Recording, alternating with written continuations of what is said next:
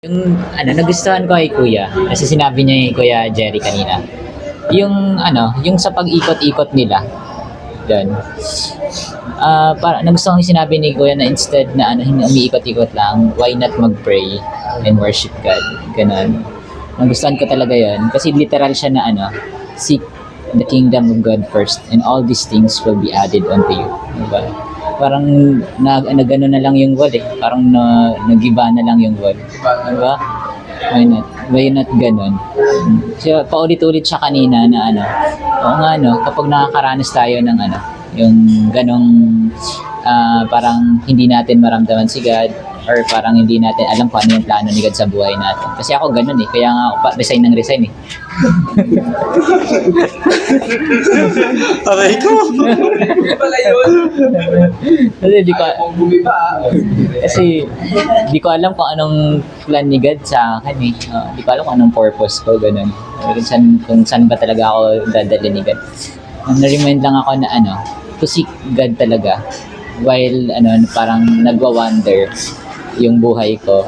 While nagwa-wonder ako kung asking kung saan talaga ako dadali ni God. Naintindihan ko ngayon na it talks about self-centeredness talaga. Lagi na lang saan mo ba ako dadalhin God? Ganun. Pero hindi nakakalimutan ko na everything started with God lang talaga. Everything started with God. Ganun. So, yung full surrender ko wala doon kung ano yung plano ni God. Kasi nakadepende ako sa ability ko to do work, ganun. Pero yung full dependent ko kay God nawawala. So ngayon na-realize ko na why not kapag habang nagwa-wonder ako, why not seek God, seek His Word, ganun. Kasi sinabi ni Kuya Jerry, nagustuhan ko talaga yun.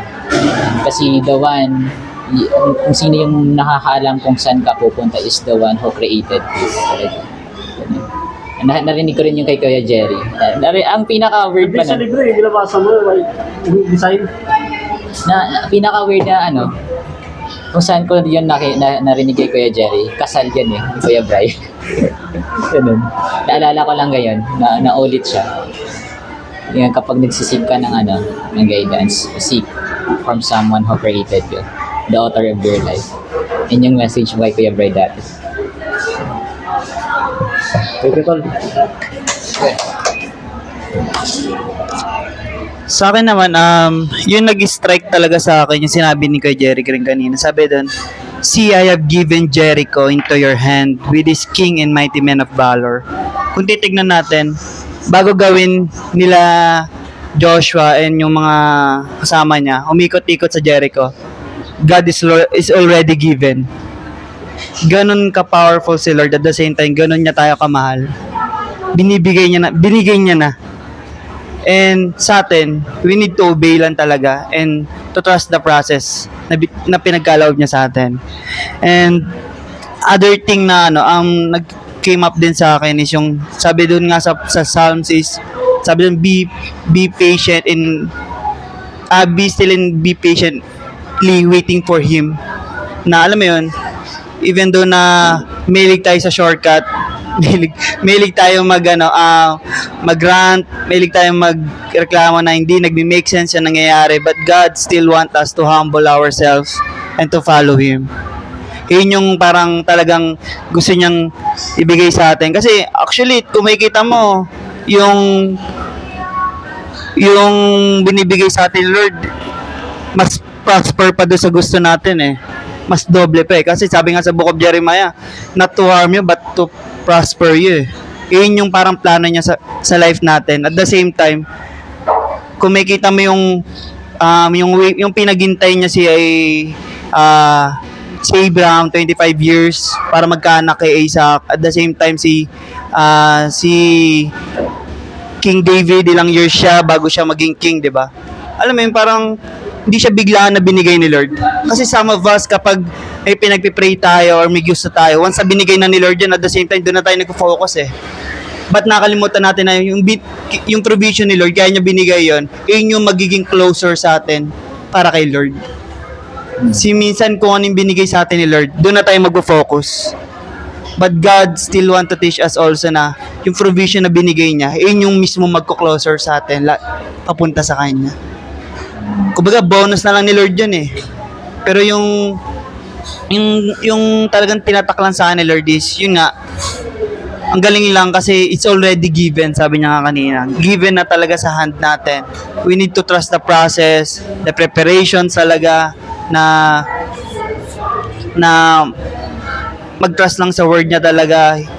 Kasi doon pa rin naman tayo binabalik niya eh.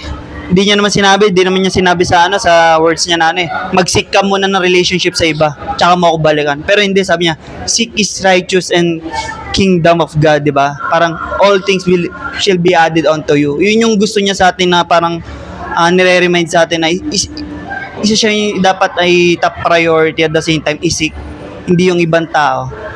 Yun lang yung parang yung nag-remind lang sa akin. Tolits. Anong matutunan mo kay Tolits? Sa akin yung paikot-ikot, yung Ano ikutan mo ha? para akong tumago sa akin kasi sa buhay ko, nangyari na yun. Dati kasi binigay ng Panginoon sa akin, maganda ng buhay ko dati. Tapos, parang nakalimutan ko siya. Kasi, siyempre, daming kalokohan na nangyari. Tapos, yun, ito na yung nangyari na dapat pala sa tao, magkakamali, parang din natutuwa. Tapos yun,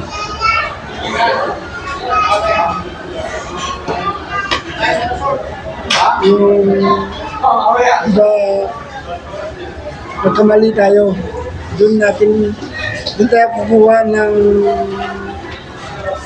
ng lakas na para maibalik yung bansa kanya. Dapat tayo magkamali pala. Tapos yung pinagpanalangin ko na bibigyan ko ng tao na magbigay sa akin ng mga magandang aral. Ayun, ito na binigay niya na kayo kayo yung parang binigay niya sa akin na makapulot ako ng magandang aral. Saka yun, para sa akin, God is good all the time. All the time? That is good. Panalo. All the way. Sa akin tol, yung din, ako kasi napaka-impatient kong tao tol. Kung may promise si God sa akin, parang sumawa agad yung ganun. Napaka-impatient kong tao. So, ngayon, parang inaano ko yung sarili ko to enjoy din yung process, yung mga pinagdadaanan ko ngayon. Kumbaga, enjoy ko lang na isik din si God in that situation, ganun. Kasi parang naalala ko yung kasi parang ako nakita ko sa sarili ko kung bakit lesson. Kasi may may abang ako eh. Parang may tendency sa akin na makuha ko yun. Parang may tendency na may pride. Naalala ko nga yung story ng ni Gideon. May kalaban sila, dalawang bansa, 3. Tapos nag-gather siya ng sundalo, 32,000. Tapos sabi ni God, hindi, bawasan mo. Masyado madami. Kalaban nila nasa 70,000, 80,000 gano'n. Pagdating sa dulo, bawasan mo pa, ang dami pa niyan. Sundalo niya 300 ton. Pero napanalo nila yung laban dun sa bansa na kalaban nila. Nisip ko, mga 300, kaya mong talunin yun. Napaka-imposible nun. Yeah. Hindi, basahin mo sa Book of Judges. Sa ni Gideon. Pero nakita ko doon, kung hindi pinabawasan ni God yun, Lord, kaya naman kami nanalo, dami namin eh. Lord, kaya kami naging matagumpay. Malalakas yung sundalo ko. Mga mighty men to. Pero 300 nanalo kayo. Wala kami pagmamalaki doon. Sigat talaga yun. Minsan parang tingin ko ayun yung tinuturo din sa akin ni God. Maghintay ka. May binibuild pa ka sa... Minamold ko pa yung puso mo eh. Siguro ayaw ni God na dumating ako sa ganung point na kaya mo naabot yan, magaling ka kasi. Kaya ka naging successful sa mga ano mo. Naging magaling ka kasi. Nandun na yun, ayun yung heart sa akin ni God. Pero siguro, yung tinuturo sa akin ni God, kung paano ako mag-i-stay doon kung nandun na ako. Kaya ngayon, minamold niya ako. Ganun yung ano.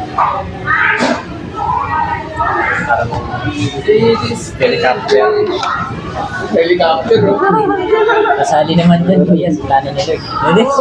Siyempre, kapit na. Picture na kami ngayon, bago kasi bigat.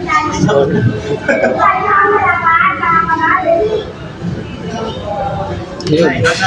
Ano, nasabi naman na lahat. Siguro yun, yung sa akin, ang natutunan ko ngayong araw, yung pagiging patient when times na si God, nasa preparation time ng buhay, yun, na maging patient. And then dun sa may mataas na wall, yun yung struggle para sa akin na kailangan maging prepare tayo para doon sa kung ano man na gusto natin sa vision na bigay sa atin para ni God, bigay ni God para sa atin. So, yun ang natutunan ko doon is preparation, waiting. Wag magmadali. Yun na life is not a sprint but is a marathon. Yun yung natutunan ko sa kanya na pwede ko i-apply sa buhay ngayon na maghintay, wag magmadali sa buhay. Yun lang naman din. Yun yung natutunan ko. Maganda to nakita ko, no? Parang baguhin natin yung perspective natin pagdating sa mga walls. Minsan tingin natin sa mga struggles sa buhay natin kaaway. Yeah. Mga struggles natin sa buhay, mga challenges. Pangit na ito ganito. Pero ginagamit ni God yun, tumuldas eh. Yung mga walls na yun, ginagamit ni God yun para magtiwala tayo sa kanya. Siguro maganda na mabaliktad yung perspective natin. Totoo yun, na dapat yung struggle, hindi natin tinitignan na sa ano siya na, hindi na mali, ay ano na naman to, problema na naman to, hindi. But yun, yung struggle na dumating na yun, para mas mag-build pa tayo, mas ma-develop pa tayo. No? So yun, na wag natin tignan ng isang problema na problema siya. Kung hindi, opportunity yun na ano bang matututunan ko pagkatapos na ito. Ganun, Lumold yung character. Kasi doon sa problem, pag hindi ka dumaan sa problema, ibig sabihin nasa comfort zone ka. So yun. And struggle na dumaan sa buhay natin, gawin nating ano yun, lesson sa buhay natin. So, Sabi ka na to. Yun. Okay.